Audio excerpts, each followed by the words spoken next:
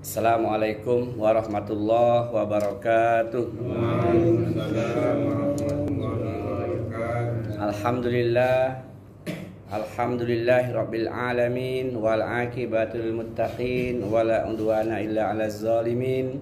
Asyhadu an la ilaha illallah al malikul haqqul mubin wa asyhadu anna muhammadar rasulullah shadiqul wa'dil amin. Amma ba'd. Fa ya ayyuhal hadirun ittaqullaha haqqa tuqatih wa la tamutunna illa wa antum muslimun. Sadaqallahul azim.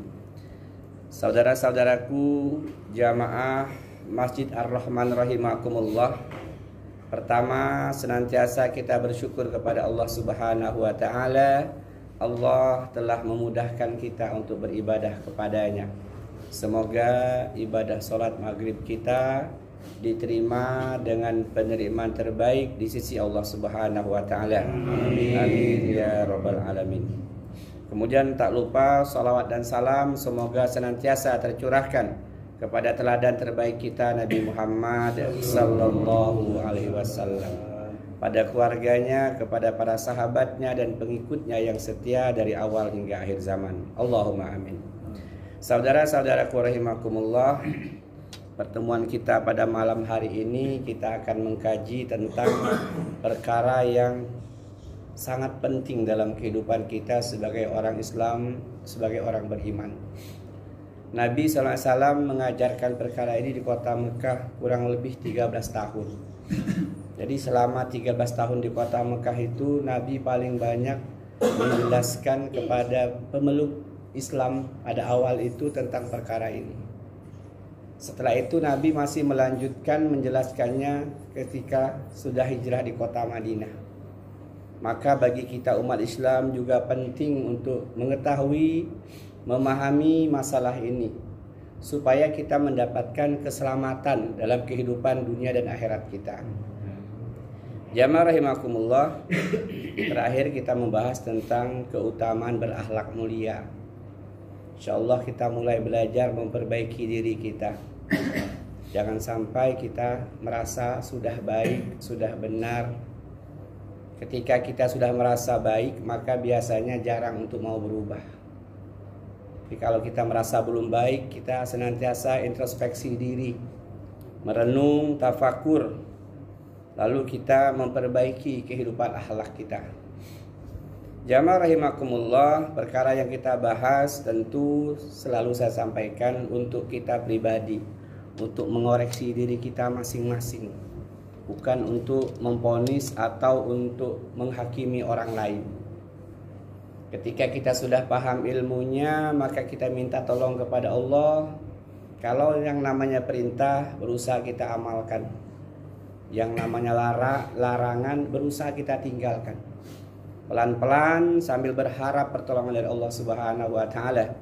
Karena kalau bukan karena pertolongan Allah, tentu kita tidak akan mampu melaksanakan semua itu. Saudara-saudaraku rahimakumullah, tema kita adalah tentang dosa terbesar, yakni kesyirikan.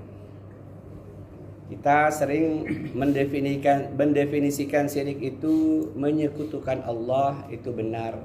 Menduakan Allah, itu benar.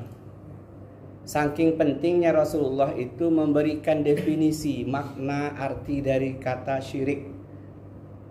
Kata beliau sallallahu alaihi wasallam, antaj'ala lillahi niddan wa huwa khalaqaka. Itulah definisi syirik menurut Nabi kita Muhammad sallallahu alaihi wasallam. Kata beliau, syirik itu adalah engkau mendatangkan, engkau menjadikan, entah engkau mengadakan tandingan atau sekutu bagi Allah, padahal Allah yang menciptakanmu. Jadi sederhana sekali kalimatnya, engkau mendatangkan, menjadikan, mengadakan tandingan atau sekutu bagi Allah, padahal Allah lah yang menciptakanmu. Jadi maknanya di samping beribadah kepada Allah, juga beribadah kepada selain Allah. Nanti akan kita lihat contoh-contohnya bagaimana. Jamaah rahimakumullah. Nah, kemudian Kalau bahasa sehari-harinya menyekutukan Allah, menduakan Allah, mensyariatkan Allah. Kepada Allah meminta berdoa, tapi kepada yang lain juga meminta atau berdoa. Nah, jemaah rahimakumullah. Kemudian para ulama berdasarkan hadis, berdasarkan ayat suci Al-Quran membedakan syirik itu terbagi dua. Ada syirik akbar, syirik besar. Ini na'udzubillah mengerikan. Lalu ada syirik kecil, syirik azghar. Dalilnya adalah kalau syirik besar itu yang sering kita dengar, wa idz qala luqmanu libnihi wa huwa ya'izuhu ya bunayya la tusyrik billah inna syirka la zulmun azim. Nah, itu di Quran surat Luqman ayat 13 sering dibacakan itu kalau acara akikah, sunatan ya. Dan ingatlah ketika Luqman menasehatkan kepada anak-anaknya, ya bunayya la tusyrik billah, wahai anak-anakku janganlah kalian menyekutukan Allah, mendatangkan tandingan sekutu bagi Allah. Sesungguhnya kesyirikan itu adalah kezoliman yang sangat besar.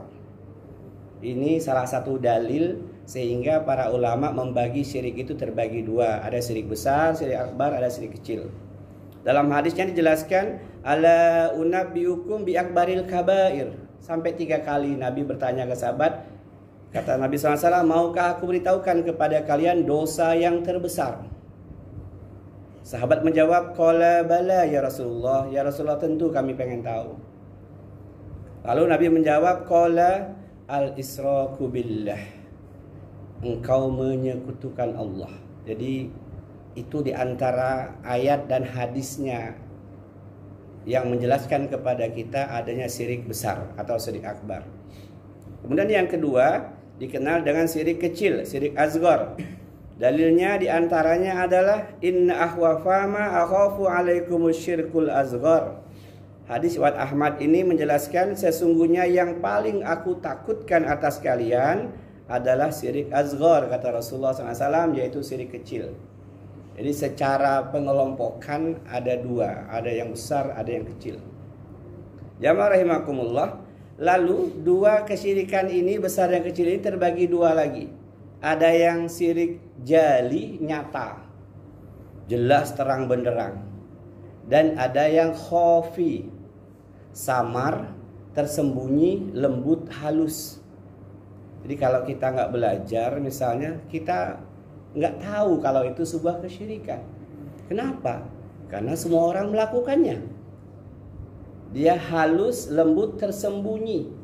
Saking halusnya Rasulullah SAW menjelaskan kepada kita, syirik khafi itu, syirik samar itu, kata Nabi SAW, al-andadu huwa syirku afa min nabi bin namli ala sofatin sauda'a fi zulmatil lail. Mengadakan sekutu-sekutu bagi Allah itu adalah kesyirikan, dosa yang lebih samar daripada rayapan semut hitam di atas batu hitam di kegelapan malam.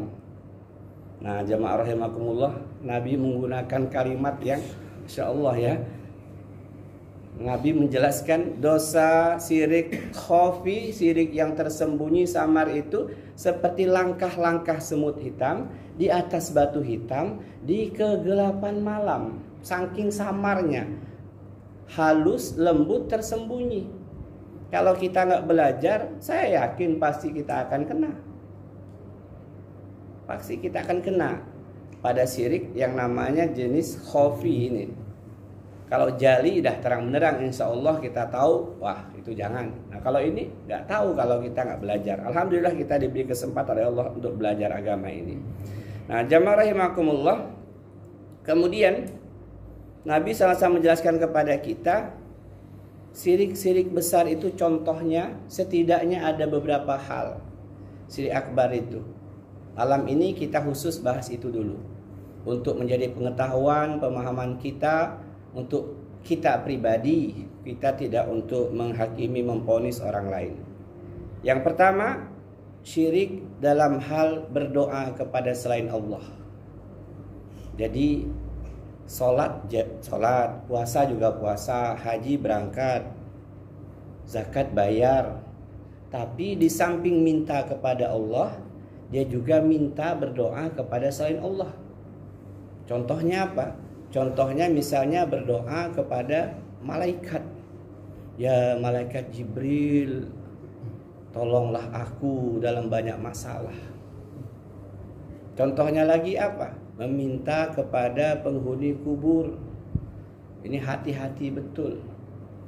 Penghuni kubur, para wali, orang-orang solih, lalu kita datang ke sana, lalu meminta kepada mereka, bukan kepada Allah. Padahal kata Allah, ud'uni astajib lakum, minta kepadaku, jangan kepada yang lain. Ziarah itu sunnah Rasul, dianjurkan, tapi hati-hati. Jangan sampai keliru ketika datang kepada kuburan, karena itu kuburan orang solih, lalu kita mengatakan, wahai penghuni kubur, engkau kan orang solih, aku punya masalah, bisnis sepi gara-gara corona, tolonglah bisnisku ini. Nah, berarti dia sudah meminta kepada selain Allah. Nauzubillah. Ini perlu kewaspadaan. Wahai penghuni kubur, anak gadisku, maaf ya, nggak laku-laku, tolonglah aku supaya engkau kirimkan calon mantuku yang tampan, kaya dan solih. Nah ini berhati-hati. Ini yang pertama. Jadi syirik berdoa meminta kepada selain Allah. Ini kita untuk pengetahuan ya. Waduh, berarti harus hati-hati.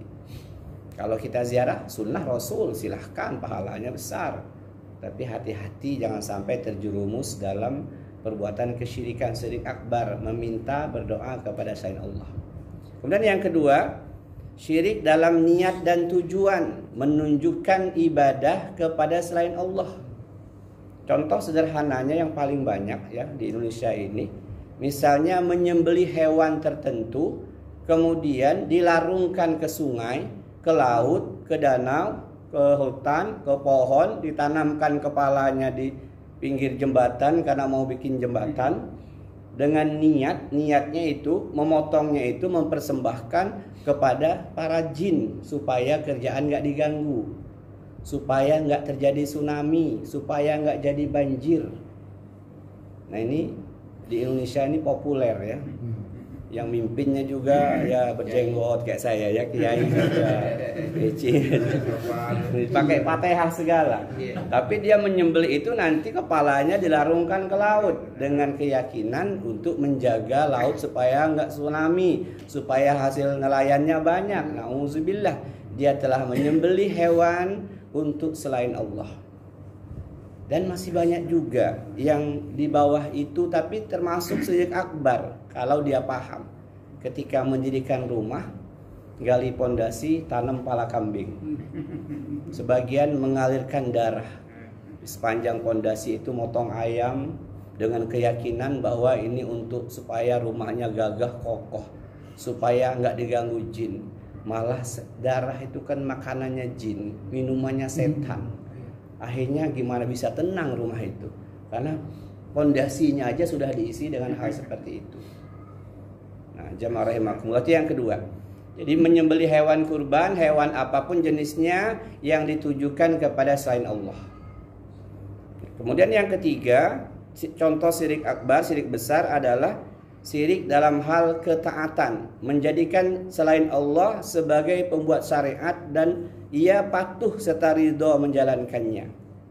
Misalnya ada seorang ahli agama lah, kemudian dia merubah ayat Quran itu, hadis-hadis itu sesuai dengan selera dia.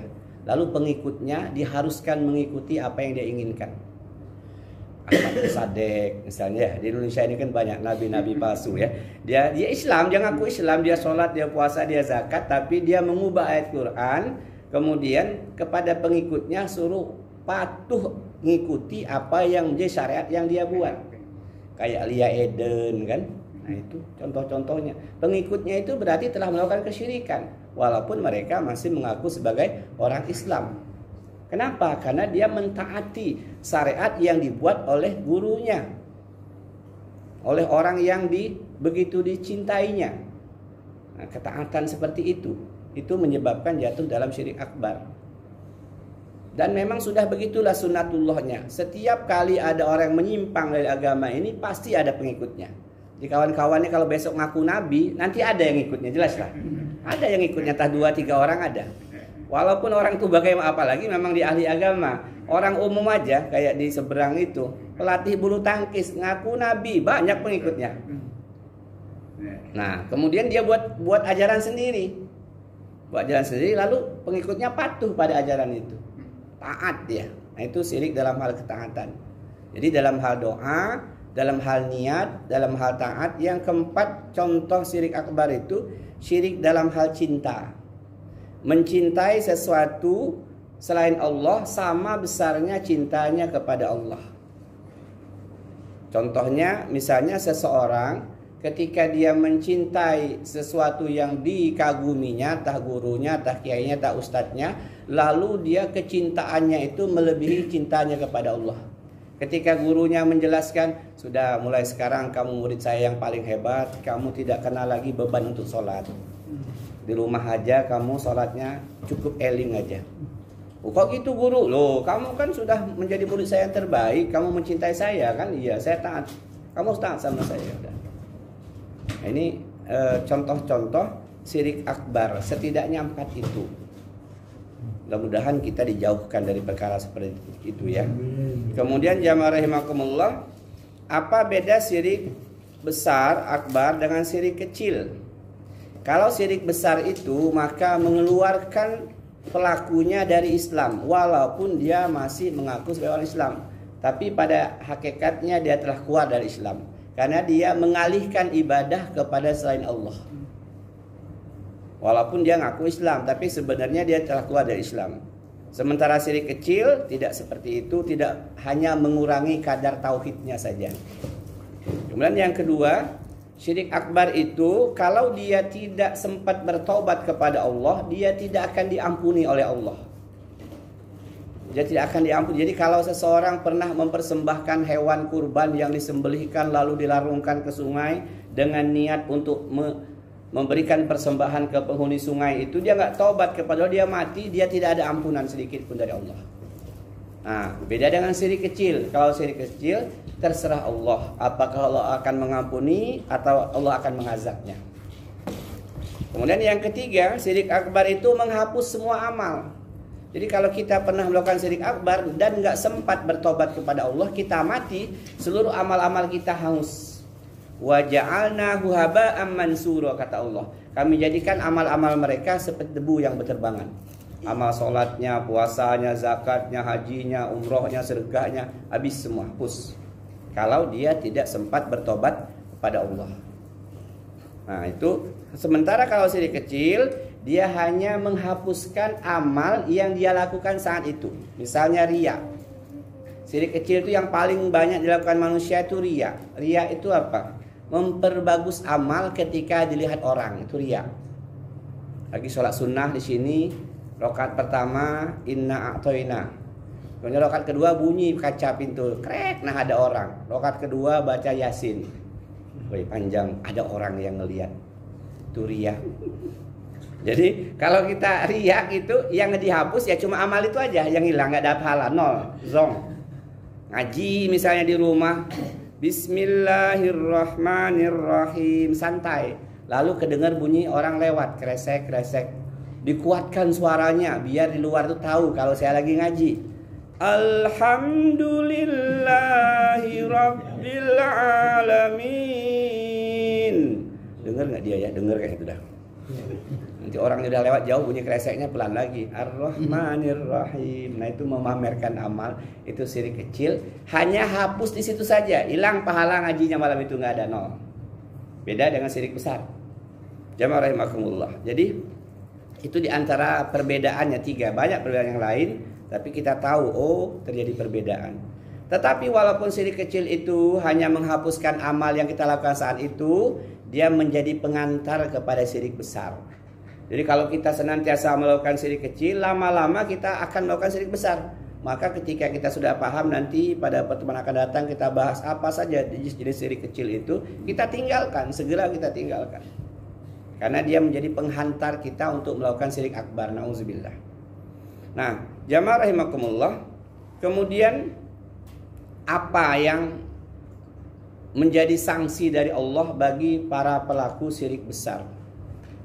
apa hukumannya dari Allah orang-orang yang melakukan syirik besar dalam hal doa meminta kepada Allah, dalam hal niat melakukan ibadah kepada Allah, kemudian dalam hal taat, dalam hal cinta tadi, apa sanksinya dari Allah Subhanahu wa taala. Yang pertama, kalau nggak tobat sampai hari kematian, maka Allah tidak akan mengampuni dosa-dosanya.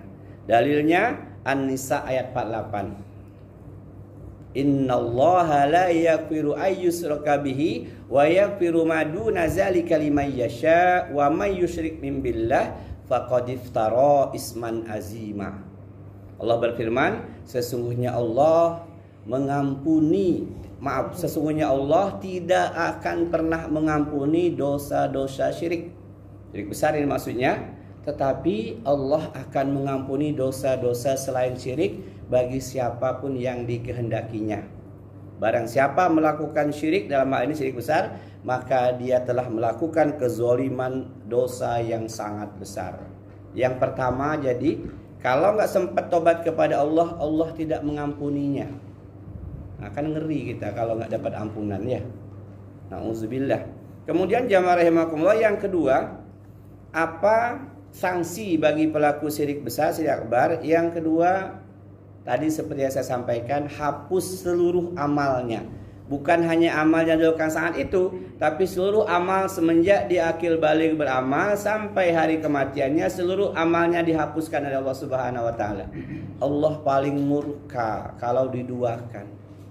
Kita aja kalau diduakan ya, maaf misalnya bini kita selingkuh ya, asah pedang kita. Apalagi Allah, Rabb semesta alam yang menciptakan kita, ngasih kita rezeki, ngasih kita kehidupan, kok diduakan? Marah Allah, cemburu. Nah, maka Allah hapuskan seluruh amalnya. Dalilnya, walau asraku lahabita anhum ma kanu ya'malun. Al-An'am ayat 88, seandainya mereka menyekutukan Allah, berbuat syirik, maksudnya niscaya lenyaplah dari mereka amalan yang telah mereka kerjakan. Banyak ayat yang maknanya seperti ini. Dalam Quran surat Az-Zumar ayat 65, Allah juga menjelaskan, walau uhiya ilaika wa ilal ladzina min qablika la in asrakta la yahbatanna amaluka wa la takunanna minal khasirin. Dan sesungguhnya telah diwahyukan kepadamu Rasulullah Muhammad, maksudnya, dan kepada nabi-nabi sebelummu. Apa yang diwahyukan Allah? Jika kamu menyekutukan Allah, Muhammad, ini nabi yang disampaikan khusus. Jika kamu menyekutukan Allah, wahai Muhammad SAW, niscaya amalmu akan terhapus dan tentulah kamu termasuk orang-orang yang rugi. Seluruh nabi aja disampaikan oleh Allah, kalau kalian para nabi menyekutukan aku, kata Allah, maka seluruh amal kalian akan hapus semua. Apalagi kita, bukan nabi ya, tetangga nabi juga bukan. Nah, itu yang kedua. Kemudian yang ketiga, apa sanksi bagi para pelaku syirik besar? Yang ketiga, diharamkan baginya surga. Insyaallah nggak diampuni, hapus seluruh amal, kemudian diharamkan masuk surga. Di antara ayat yang menjelaskannya, Al-Maidah ayat 72, innahu may yusyrik billah faqad harramallahu alaihi al-jannata wa ma'wahun nar wa ma lizzalimin min ansar. Sesungguhnya orang-orang yang menyekutukan Allah, maka pasti Allah mengharamkan kepadanya surga, tempatnya ialah di neraka. Tidak ada bagi orang-orang zalim itu seorang penolong pun. Diharamkan masuk surga. Na'udzubillah. Padahal kita ini berharap masuk surga semua, amin. Kita kumpul di surga dan nggak ada pengajian lagi ya, nggak ada sembahyang lagi. Di surga itu hanya zikir, makan, menikmati seluruh yang Allah siapkan. Kalau di dunia ini jarang makan durian Bangkok, di surga tinggal ngomong aja, ya Allah pengen makan durian Bangkok, lalu durian itu mencuntai dahannya mendekati kita. Di surga itu ya nggak ada musim. Nggak takut darah tinggi kumat Pak ya? Nah, nggak bener itu, nggak ada darah tinggi, nggak ada asam urat, nggak ada penyakit, dan nggak perlu BAB kita. Nanti istana kita tuh nggak ada kamar WC-nya, nggak ada. Ngapa? Nggak ada, hanya keluar keringat yang baunya seperti minyak kasturi, keringat kita. Nah, luar biasa. Jadi maka seringlah bermimpi tentang surga ya. Jangan mikirin neraka terus, nanti ketakutan, mimpinya buruk. Ya Allah, 70 bidadari cantik jelita usia belasan tahun melayani kita. Ustaz, bini saya sebagai apa? Bini kita sebagai permaisuri utama. Gimana cantiknya?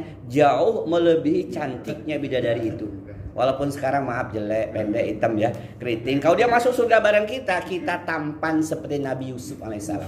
Di dunia ini kita jelek, kayak saya pendek ya, hidung mancung. Jadi ini hanya casing dunia, santai aja, nunggu mati aja. Nanti kita akan dibangkitkan tingginya seperti Nabi Adam, 60 hasta ke langit. Gantengnya seperti Nabi Yusuf alaihissalam. Bini kita cantiknya luar biasa dan kita didampingi minimalnya 70 bidadari. Cantik jelita, masya Allah. Jangan kecil hati kalau di dunia ini pendek, pesek, hitam. Kadang-kadang kan ngeluh. Kok lihat kawan-kawan tinggi semua hidung mancung, kok saya pesek ya. Kawan-kawan rambut ikal kita keriting. Saya bilang keriting, kebanyakan dengan lagu dangdut antum itu. Pak RT gak bisa tidur.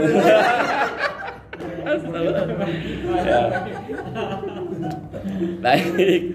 Kemudian jamaah rahimakumullah, yang terakhir di antara sanksinya akan dimasukkan ke dalam neraka pelaku syirik besar itu kalau nggak sempat tobat kepada Allah. Ingat kata kuncinya di situ. Tapi kalau sempat tobat kepada Allah, Allah Maha Pengampun lagi Maha Penyayang. Seluas langit dan bumi dosa kita, termasuk dosa syirik, tapi kita sadar, kita insaf, kita tobat, kita betul-betul menyesal, Allah pasti ampuni dosa kita. Jangan pula putus asa, ya enggak, udahlah memang udah kayak gini hidup saya. Jangan, na'udzubillah. Jadi yang terakhir kekal dalam neraka. Dalilnya mana? Al-Bayyinah ayat 6. Sering kita baca ini. Innal ladzina kafaru min ahlil kitabi wal musyrikina fi nari jahannam khalidina fiha ulaika hum syarrul bariyah. Sesungguhnya orang-orang yang kafir dan orang yang berbuat dari ahli kitab dan orang-orang yang berbuat syirik akan masuk neraka jahanam. Mereka kekal di dalamnya. Mereka adalah seburuk-buruknya makhluk. Nah, itu tentu masih banyak yang lain ya. Kalau di negara-negara yang menerapkan hukum Islam, orang yang berbuat kesyirikan seperti perdukunan, santet dan sebagainya itu hukuman pancung. Di Saudi Arabia itu tiap Jumat di Masjid Qisas itu ada yang dipancung. Ketika ketangkep basah dia melakukannya, sedang melakukan nyantet ataupun melet ataupun perdukunan, maka hukumannya pancung karena dia dosa besar, hukumannya dibunuh. Walaupun dia sudah tobat tetap dipancung. Itu kisosnya seperti itu, berat. Kita di Indonesia enggak menerapkan hukum itu ya. Maka ketika kita seandainya pernah berbuat, segera tobat. Astagfirullahaladzim. Ustaz, ada enggak yang diajarkan Rasul untuk menghapuskan mohon ampun dari kesyirikan itu atau berlindung dari perkara kesyirikan? Ada, diajarkan Nabi. Malam ini kita berusaha menghafalnya bareng-bareng ya. Saya bacakan, saya belum sempat motokopi, tapi mudah-mudahan cepat hafal ini. Yang sudah hafal alhamdulillah ya. Jadi ketika Nabi menjelaskan syirik itu seperti langkah-langkah semut hitam di atas batu hitam di kegelapan malam. Kata sahabat, ya Rasulullah, pasti kami bakal kena itu karena kita nggak ngelihat semut hitam kan ya. Jangankan semut hitam, semut putih juga malam-malam nggak kelihatan. Di atas batu hitam nggak kelihatan, nggak paham. Kata Nabi, bacalah zikir kafarat penebusnya. Setiap kita merasa telah berbuat syirik, riya, pamer, banggakan ujub kita dengan kehebatan kita, atau kita meyakini perbintangan, atau kita pernah pergi ke tukang ramal, dukun, tukang sihir, maka kita tobat kepada Allah lalu tebus dengan zikir yang diajarkan Rasulullah. Baik, sekarang kita mulai belajar mengucapkan zikir itu. Ikuti saya pelan-pelan, berniat karena Allah, mudah-mudahan langsung hafal malam ini ya. Amin. Yang sudah hafal alhamdulillah ya. Allahumma inni a'udzubika an usyrika bika wa ana a'lam wa astaghfiruka lima la a'lam. Allahumma inni a'udzubika an usyrika bika wa ana a'lam wa astaghfiruka lima la a'lam. Allahumma inni a'udzubika